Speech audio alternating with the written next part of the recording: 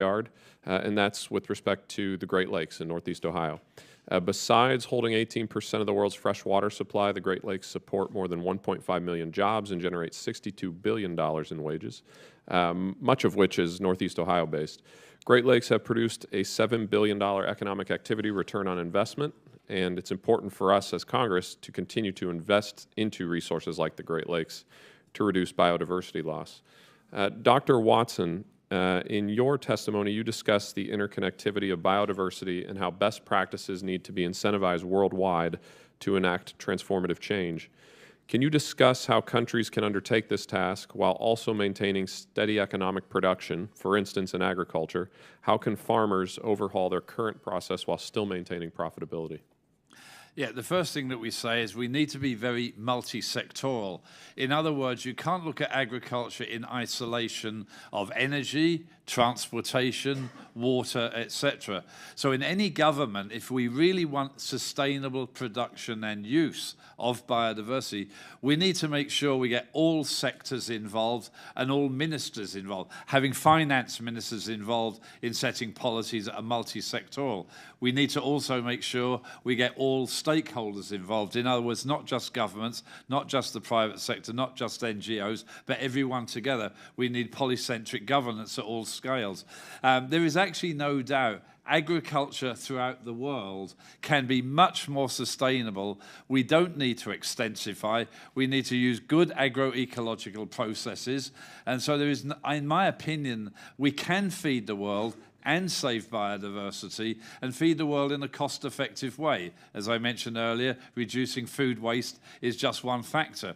But it's basically in developing countries, it's rural development. How do you allow the farmer there to develop a productive farm and actually get their produce to market? So you need roads, you need infrastructure, you need microfinancing. But the transformative change also says we need to look at our economic structure. GDP is a good measure of economic growth, but it's not a good measure of sustainable economic growth. The World Bank and many others talk about the 4 factors of wealth: natural capital, human capital, social capital, and built capital. We need to start to bring into our decision-making the value of nature in our decision-making, and it complements the use of GDP. Also, we need to look, to be quite honest, at some of the large subsidies throughout the world, agricultural, energy, and transportation, that are often very, very harmful to biodiversity. So we need to look at how do you have incentives for sustainable production and try and eliminate many of these harmful subsidies. Gotcha. And then following up, your testimony, you suggest that South America, Asia, and Africa are in the most danger of being affected by biodiversity loss. Can you elaborate on why this is and whether current policies in North America and European countries have been more effective in combating biodiversity loss? And I realize we're talking about 2 totally different economies, right? Actually, even North America and Europe have not been as successful as we would hope in trying to protect biodiversity. Every country in the world signed up to the so-called Aichi targets. There's 20 of them. What we found in our analysis is we're making progress on about 4 of them. Some of them we've even gone backwards in the last 10 years since the agreement in Japan.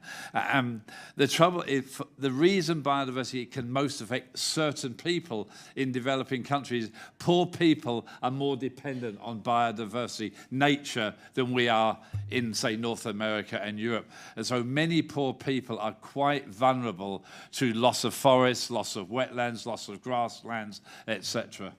And then I guess my final question quickly with the 30 seconds I have. So a lot of what you're referring to is happening overseas, outside of our borders. What can we as the U.S. government, or what should we be thinking about?